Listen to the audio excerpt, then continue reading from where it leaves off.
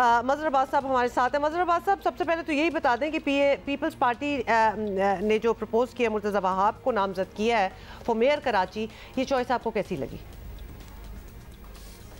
ये पहला दौर है पीपल्स पार्टी का कि जिसके दौर में लोकल बॉडीज इलेक्शन हुए हैं, तो बेहतर होता उनके पास और भी चॉइसेस थी, और भी चॉइस थी जिसको अगर वो मेयर बनाते तो वो, क्योंकि इलेक्शंस लड़के आना और फिर मेयर बनना वो बहुत अच्छा होता है, ज़्यादा अच्छा मैसेज जाता है। फिर दूसरा ये कि अगर हम अभी तो ज़ाहिर इलेक्शन होना बाकी है, जो इस वक्त शिकायत आ रही हैं दूसरी तरफ से जमात इस्लामी और पाकिस्तान तहरीक इंसाफ, और ये सूरत हाल है, तो अब देखना ये कि इलेक्शन जब होंगे तो उसमें क्या होता है। बज़ाहिर अगर हम नंबर गेम्स देखें तो नंबर गेम्स में अगर सिंगल लार्जेस्ट पार्टी है तो यकीनन पीपल्स पार्टी नज़र आती है, लेकिन क्या वो मेयर बनाने की पोजीशन में है without the support of Pakistan Tehreek Insaf के यूसी चेयरमैन वगैरह हैं, वो नहीं नज़र आता। और अगर जमात इस्लामी और तहरीक इंसाफ के जो यूसी चेयरमैन वगैरह हैं वो हम देखें, उनकी तादाद देखें कि जिनका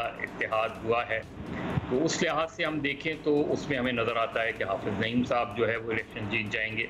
लेकिन बहरहाल इलेक्शंस में इस तरह की चीज़ें होती हैं। एक मरतबा पीपल्स पार्टी का मेयर भी 2 काउंसलर्स को अगवा कर लिया गया था 79 में, उसकी वजह से पीपल्स पार्टी का मेयर मुंतखब नहीं हो सका। लेकिन जहाँ तक मुर्तज़ा वहाब का है, मुझे ज़्यादा खुशी होती है कि मुर्तज़ा वहाब अगर जो है उन नॉमिनेशन के बजाय अनइलेक्टेड नॉमिनेशन के बजाय ज़्यादा बेहतर होता अगर वो कोई यूसी जीत कर आते और फिर मेयर बनते, तो वो उनके लिए भी बेहतर होता और पार्टी के लिए भी बेहतर होता। देखिए मौलवी साहब, हाँ, बट इन दिस केस अगर मुर्तज़ा वहाब मेयर बनते हैं तो उन्हें बड़ा एडवांटेज होगा, क्योंकि सिंध हुकूमत की एक टोटल सपोर्ट जो है वो मुतवक्के है कि वो उनको मिलेगी, तो बतौर मेयर कि कोई और तो शिकायत करता रहेगा। हाँ एग्जैक्टली, तो वो खुद भी यही कह रहे हैं, बल्कि उन्होंने ये इंसिनुएट भी कर दिया है कि मुझे ही बना लो, ये बेहतर ही होगा। तो ये मौका मिला तो सबके लिए बेहतर नहीं हो जाएगा कि मतलब he is the best choice? देखिए, पहली चीज़ तो ये कि जो ये तीनों जमातें हैं, इन्होंने मुकम्मल केएमसी को या लोकल बॉडीज़ को मुकम्मल इख्तियारात के लिए वो लड़ाई नहीं लड़ी, वैसे हमें लगता है। जब तक लोकल बॉडीज़ को मुकम्मल तौर पे एम्पावर नहीं किया जाएगा, कोई भी मेयर मुंतखब हो जाए, कोई भी जमात जो है वो बरसर इख्तियार आ जाए, उसके पास महदूद इख्तियारात ही होंगे। अब ये ज़रूर है कि एडवांटेज है कि सिंध गवर्नमेंट जो पीपल्स पार्टी की है तो उनका मेयर होगा तो उनके पास एडवांटेजेस ज़्यादा हैं। लेकिन कराची के बहुत छोटे छोटे मसाइल हैं, हम बहुत बड़े मसाइल में नहीं जाते। अगर सिर्फ आप सड़कें कुशादा कर दें, इंक्रोचमेंट ख़त्म कर दें शहर से, और अच्छी बसें तो चली हैं लेकिन रोड्स अच्छी नहीं हैं, पहले रोड्स को कुशादा करना चाहिए था। और बहुत सी ऐसी सड़कें हैं, अभी भी मैं आपको बता सकता हूँ कि जो सालों से नहीं बनी सड़कें। तो मेरा ख्याल है कि हमें जो है पहले शॉर्ट टर्म्स पे शुरू करना चाहिए। जहाँ तक पानी का मसला है, K4 के बारे में बहुत से सवालात हैं कि K4 से कराची को पानी मिलेगा या नहीं मिलेगा। मैंने जो मालूमात हासिल की हैं उसमें कराची को कम पानी मिलेगा उसके लिहाज से। तो मैं तो सबसे ज़्यादा हमेशा से इस बात को स्ट्रेस कर रहा हूँ कि जब तक आप लोकल बॉडीज़ को एम्पावर नहीं करेंगे, उस वक्त तक कराची के बुनियादी मसाइल और लोकल बॉडीज़ के जनरली पूरे पाकिस्तान में मसाइल हल नहीं होंगे। बदकिस्मती से हमारी जो सिविलियन गवर्नमेंट्स हैं वो लोकल बॉडीज़ को एम्पावर करती ही नहीं हैं, हालांकि 18वीं तरमीम में वाज़े तौर पे लिखा हुआ है। अच्छा, अब ये बताइएगा, हाफिज़ साहब, हाफिज़ नईम की हम बात कर रहे हैं, बड़े बहादुर हैं आजकल के मौसम में। वो मेरे इलेक्शन के लिए बज़ाहिर हाफिज़ साहब कहते हैं जी हमें तहरीक इंसाफ की हिमायत हासिल है और उसके साथ हम पीपल्स पार्टी पे बरतरी हासिल कर लेंगे। लेकिन तहरीक इंसाफ की हिमायत वाला फैक्टर आजकल इतना पॉपुलर नहीं है इन अ सेंस, मतलब उसमें फिर पॉजिटिव से ज़्यादा नेगेटिव भी हो सकता है। तो आपको लगता है कि हाफिज़ साहब का तहरीक इंसाफ के पास जाने का फैसला दुरुस्त है? देखिए, फैसला तो जो इलेक्टेड लोग हैं वो करेंगे फैसला, और ये चूँकि सीक्रेट बैलेट नहीं होगा, शो ऑफ हैंड होगा। तो अगर पीटीआई के लोग आते हैं और शो ऑफ हैंड से वो मुर्तज़ा वहाब को सपोर्ट करते हैं तो जाहिर है फिर हाफिज़ नईम साहब को भी इस चीज़ को मानना पड़ेगा।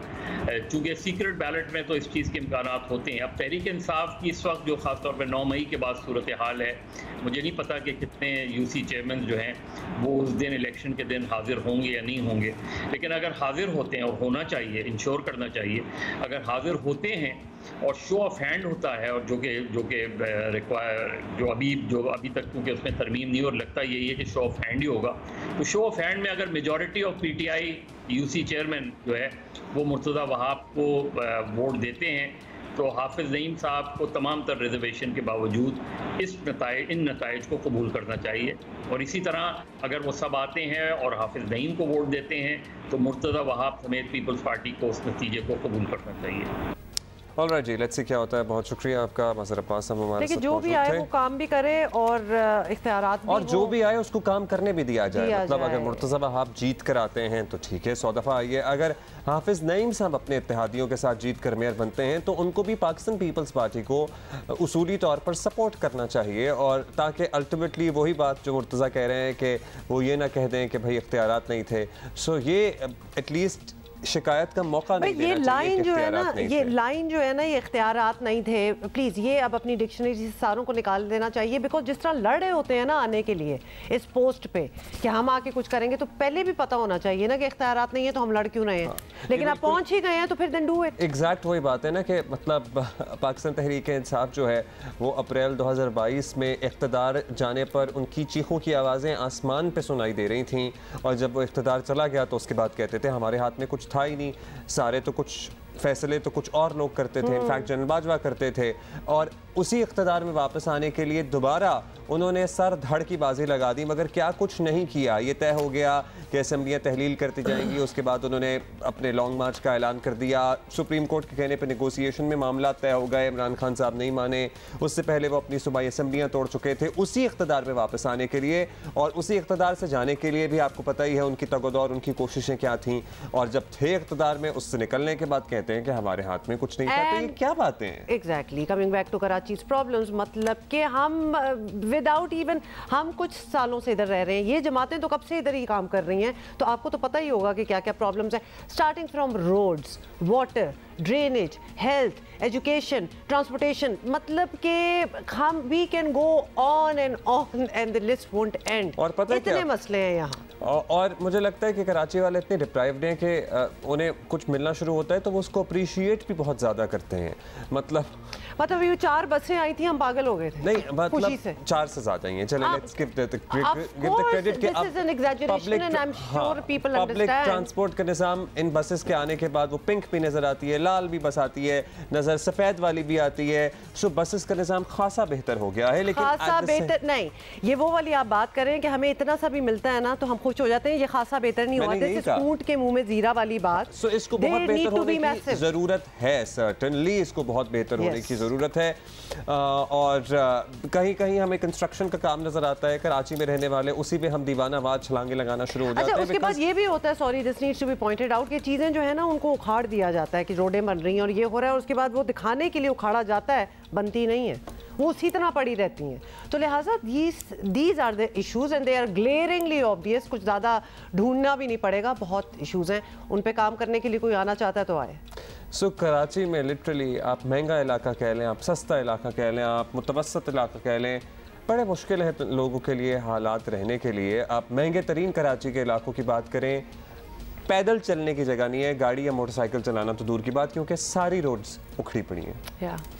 एवरी रोड एब्सोल्युटली, समझ नहीं आता कि क्या प्लानिंग है भाई, एक उखाड़ लो, एक बना लो, सारी सब हम साथ उखाड़ेंगे और शायद बन जाए। वक्त पूरा इलाका फाड़ देंगे, बाहर मुंह चढ़ा रहा होगा हमें। अब लोग मरें, चाहे वो उनकी गाड़ियां गड्ढे में गिरें या वो खुद गड्ढे में गिरें, या उनके टायर खराब हों या उनकी हड्डियां फ्रैक्चर हो, कोई प्लानिंग नहीं है ना, that is no coordination, no planning, यही तो सारी चीजें। अब जो भी आ रहा है और अगर ये लड़ रहे हैं इस जगह के लिए कि मेयर बनेंगे, तो फिर याद रहे कि ये सब कुछ करना होगा।